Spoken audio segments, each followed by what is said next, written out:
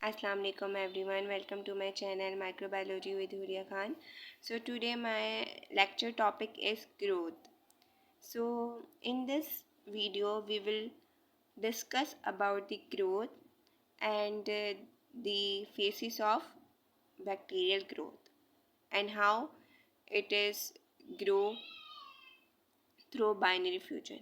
Okay, so let them start without wasting time. So, what is growth?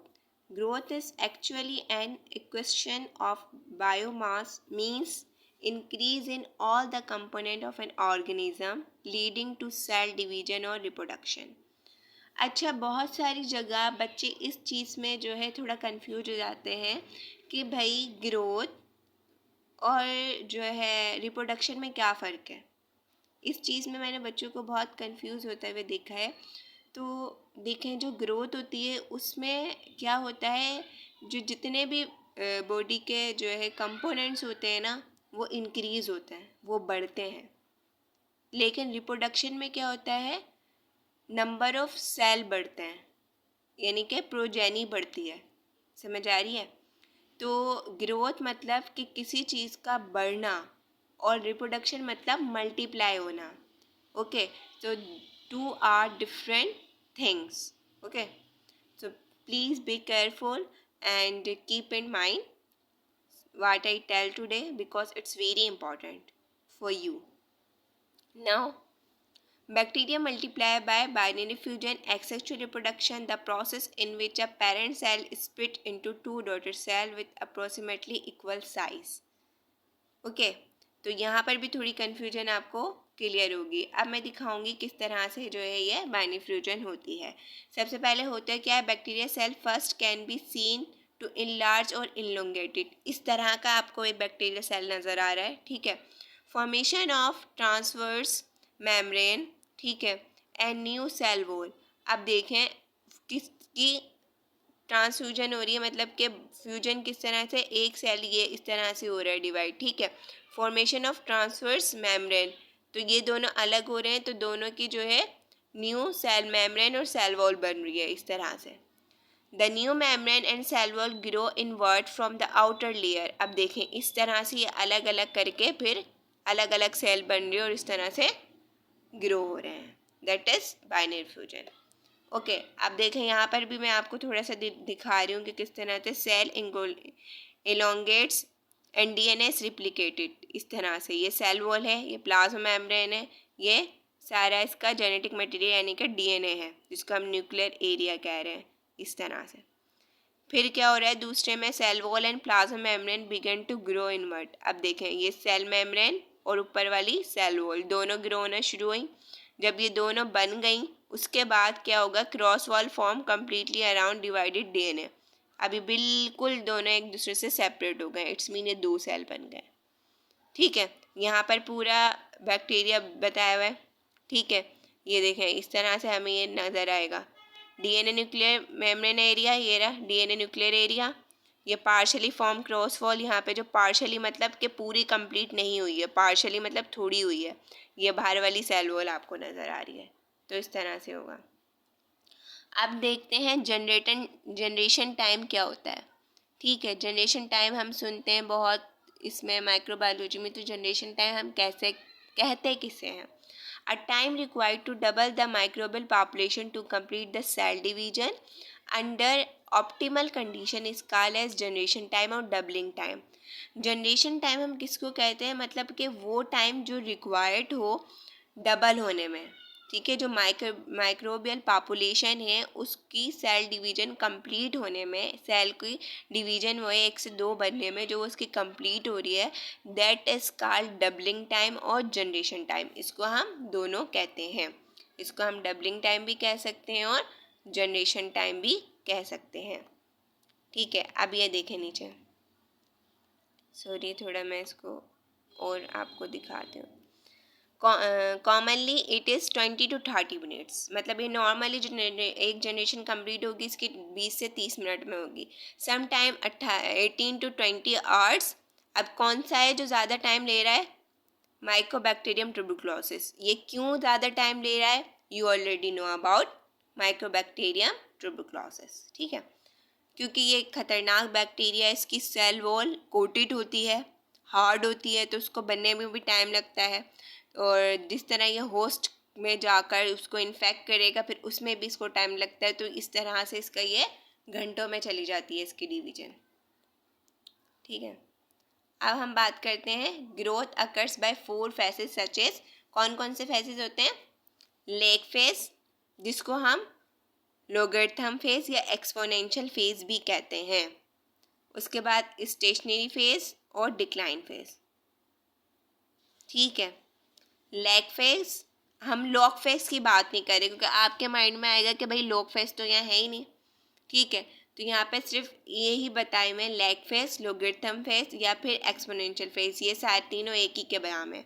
उसके बाद आएगा stationery और decline face. अब मैं नीचे पिक्चर के थ्रू आपको समझाऊंगी कि ये क्या क्या है और कैसे होते हैं। ठीक है, तो अभी हम पहले बात कर लेते हैं यहाँ पे टर्बिडिटी की। ठीक है, टर्बिडिटी मेथड, जिसको हम कहते हैं स्पेक्ट्रोस्कोपी। अब ये जो टर्म्स होते हैं ना, ये चीज़ आपको पता होना चाहिए और आनी भी चाहिए कि भाई ये टर्बिडिटी मेथड को हम दूसरे नाम में क्या कहते हैं, तो उसको हम कहते हैं स्पेक्ट्रोस्कोपी।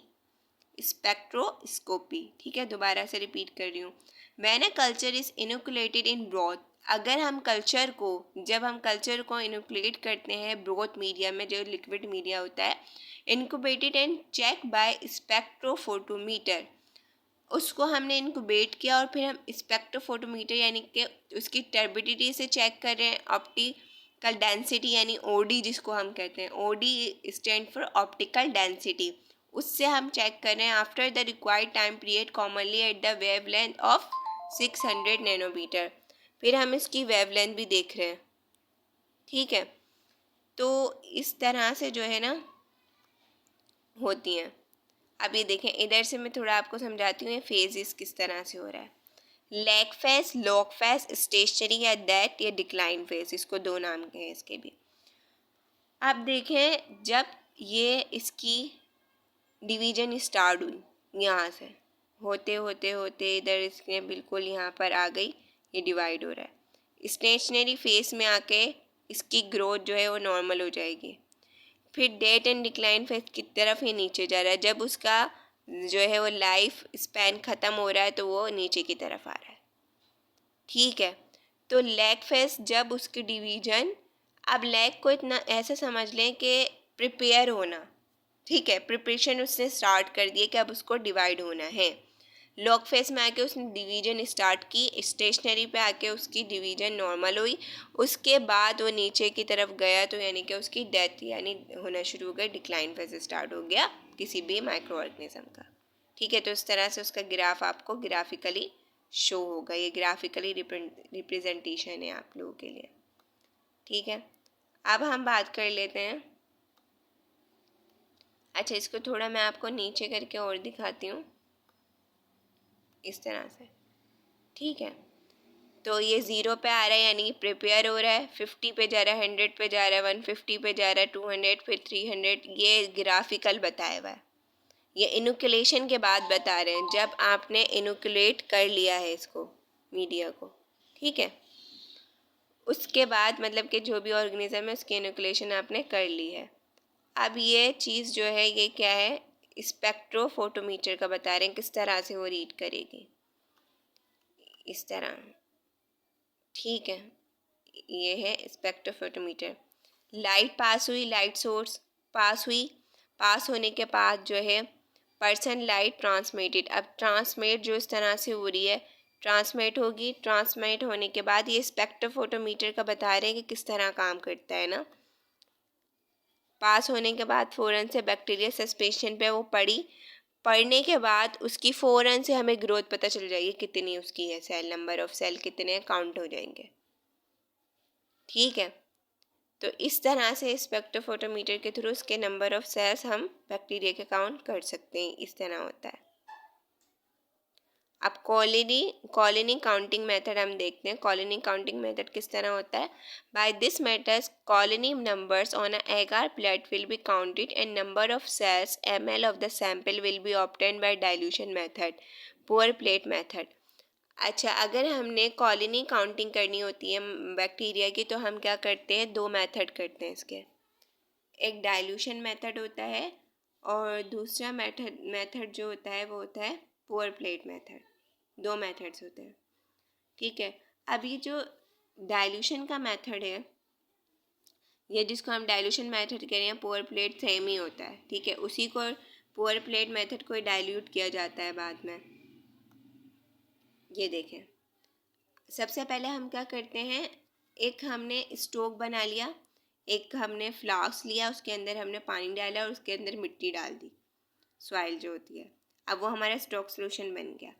अब वो हमने क्या लिया, उसमें एक प्लेट ली, ठीक है, जो हमारी प्रिपेयर प्लेट है एगार की, उसके अंदर हमने पोरिंग करी, ठीक है। पोरिंग समझते हैं ना, मतलब ऊपर से 1 ml या 2 ml जितना डालना है हमने, उसमें वो स्टोक सोल्यूशन डाला, ठीक है।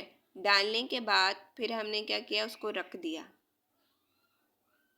ठीक है। उन सारी प्लेट को हमने 5 प्लेट इसी तरह बनाई और उनको रख दिया, ठीक है।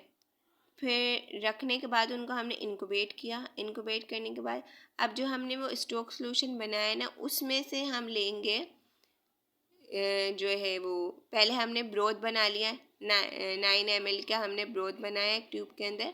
फिर उस जो हमने इनोकुलेट किया हुआ है ना एक प्लेट को, उसमें से हमने ली कॉलोनी और उसके अंदर डाल दी, उस ट्यूब के अंदर। फिर उस ट्यूब से दूसरी ट्यूब में डाली, 9 ml में डाली 1 ml, तो वो कितना हो गया 10 ml। फिर 10 ml से फिर 1 ml में डाली, ठीक है, फिर 1/100 हो गया। फिर 10 से दूसरी में डाली, फिर दूसरी से तीसरी, और इस तरह से ये पूरा हो गया। फिर जब ये हो गई, उनके बाद हमने साथ साथ इनकी प्लेट को भी साथ में हम उसमें इनोकुलेशन करते गए, तो लास्ट में हमें बिल्कुल प्योर कॉलोनी जो हमें चाहिए थी वो हमें मिल गई।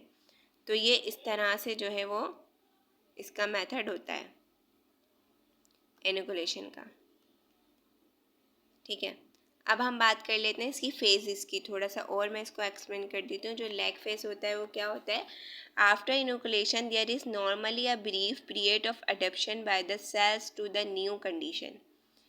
इनोकुलेशन के बाद क्या, वो हमें एक बिल्कुल प्योर न्यू कंडीशन में वो सेल मिलेगा, ठीक है। Bacteria are producing the enzymes necessary to digest the nutrients. तो क्योंकि वो बैक्टीरिया जो होते हैं ना, वो अपने जो नेसेसरी एंजाइम्स हैं ना, उसको सीक्रेट करना स्टार्ट हो जाते हैं और न्यूट्रिएंट्स को लेना शुरू कर देते हैं होस्ट में से, या फिर जो हमने मीडिया बनाया है ना, न्यूट्रिशन रिच मीडिया एगार जो है बैक्टीरिया के लिए, तो वो उसको खाना शुरू कर देते हैं। वो लैग फेज हो गया। अब लॉग फेज, जिसको हम लोगरिथम फेज या एक्सपोनेंशियल फेज भी कह रहे हैं, there is a rapid period of growth during this phase bacteria have developed the necessary enzyme for metabolism. वो अपने नेसेसरी एंजाइम बना चुका होता है, उसमें बना रहा होता है, इसमें बना चुका होता है लोग में। There are few waste products being product, और कुछ जो है वो वेस्ट प्रोडक्ट भी सीक्रेट करता है, ठीक है। उसके बाद क्या है, the rate of growth begins to increase towards the end of this phase. तो ग्रोथ जो है उसकी इंक्रीज होना शुरू हो जाती है जब इस फेज का एंड हो रहा होता है। ये तो हमारे लैग फेज की बात थी, ठीक है। लॉग फेज में मैंने क्या बताया, वो कंप्लीट एंजाइम बना लेता है मेटाबॉलिज्म के लिए और कुछ वेस्ट प्रोडक्ट भी करता है रिलीज। उसके बाद there are the rate of cell division is currently at its maximum with the number of bacteria doubling. तो इसका जो सेल डिवीजन का रेट होता है वो क्या होता है, मैक्सिमम हो जाता है, और जो बैक्टीरिया है वो भी डबल हो जाते हैं, जाहिर सी बात है उनके नंबर इंक्रीज हो रहे हैं। उसके बाद आता है स्टेशनरी फेज। स्टेशनरी फेज में क्या होता है, the rate of growth level of during this period, because उसका जो ग्रोथ लेवल होता है वो कम होना शुरू हो जाता है इस पीरियड में, because the nutrients are becoming used up, क्योंकि वो सारे न्यूट्रिएंट यूज़ कर चुका होता है। The amount of waste produce by the bacteria themselves is increasing, खुद ही से उसके जो वेस्ट है ना वो इंक्रीज होना शुरू हो जाते हैं, जो उसके लिए खुद के लिए भी वो नुकसानदा हो सकते हैं, ठीक है। The rate at which new cells are produced is equal to the rate at which other cells are dying। तो यानी कि सेल बनने वाला और मरने वाला दोनों एक बराबर हो जाते हैं, जितने बन रहे होते हैं उतने ही मर रहे होते हैं, क्योंकि वो अपना वेस्ट भी साथ में सीक्रेट कर रहा होता है इस वजह से। ठीक है, उसके बाद आता है डेथ और decline phase. During this phase more bacteria are dying than are being produce, this is because very few nutrients are left, क्योंकि कुछ बहुत सारे तो वो खा चुके होते हैं, खुद ही कुछ ही न्यूट्रिएंट रह जाते हैं। Many bacteria are poison by the waste produce by such large number, तो बहुत सारे बैक्टीरिया जो होते हैं ना वो पॉइजनस होते हैं। क्यों? क्योंकि वो जो उनका जो वेस्ट प्रोडक्ट होता है ना वो लार्ज नंबर में हो जाता है, तो जाहिर सी बात है फिर उन खुद की वो जो है वो डेथ होना शुरू हो जाती है। तो ये होता है इसका डेथ या डिक्लाइन फेज। ठीक है, ये यहाँ पर भी मैं थोड़ा ग्रोथ कर्व इसी को कहते हैं, जो इसके फेज इसको ग्रोथ जो है वो ग्राफ शो कर रहा होता है ना, ये देखें, ये लेग फेज था, इसके बाद लोग एक्सपोनेंशियल फेज पे थोड़ा बड़ा ग्रोथ बढ़ी। ठीक है, डिवाइड हो रहे हैं, यहाँ पे दोनों के रेट सेम हो गए, जितने मर रहे हैं उतने बन रहे हैं। यहाँ पर बिल्कुल ही ख़त्म है न्यूट्रिएंट, तो यहाँ पर सारे डेथ और डिक्लाइन फेज की तरफ जा रहे हैं। ठीक है, तो ये पूरी इसकी हो गया। अच्छा, अगर हम माइक्रोस्कोपी करते हैं, डायरेक्ट माइक्रोस्कोपी काउंट करते हैं, तो उसका एक फार्मूला होता है जिसके थ्रू हम नंबर ऑफ बैक्टीरिया पर ml बता सकते हैं। वो किस तरह से बताएंगे? नंबर ऑफ सेल्स काउंटिंग, जो हमने सेल्स लिए ना वो नंबर ऑफ सेल्स को पहले हम काउंट करेंगे, उसको हम डिवाइड कर देंगे वॉल्यूम ऑफ एरिया काउंटिंग, कि कितना उसका वॉल्यूम था जिसमें वो सेल थे। ठीक है, फिर उन दोनों को डिवाइड करेंगे तो हमारे पास नंबर ऑफ बैक्टीरिया पर ml में आ जाएगी कि 1 ml में कितने बैक्टीरिया हैं। क्या लेंगे? उस नंबर ऑफ सेल्स लेंगे और उसका वॉल्यूम लेंगे, उन दोनों को divide. For example 14 number of cells हैं। ठीक है, उसके बाद उसको हमने कितना डाइल्यूट किया था, 8 मल्टीप्लाई बाय 10⁻7, वॉल्यूम इसका ये हो गया, तो ये आंसर ये बना। ठीक है, तो इस तरह से ये होगा। ये देखें, ये दिखा रहे हैं bacteria suspension is added here and fills the shallow volume over the squares by capillary action. ये देख, ये सारे सेल्स आपको नज़र आ रहे हैं। ठीक है, और ये वॉल्यूम है इसका जो नीचे आपको पूरे नज़र आ रहा है, और ये सारे सेल्स हैं। तो इस तरह से काउंट होते हैं। आई होप मेरा ये लेक्चर आपको समझ आया होगा। If you any confusion any question in my whole lecture, please you can ask me easily, then I will be answer when I will see your questions. Okay, so thanks for watching. Stay blessed, stay healthy. Please like, share and subscribe my channel, and hit the like icon. Okay, thank you so much. Allah Hafiz.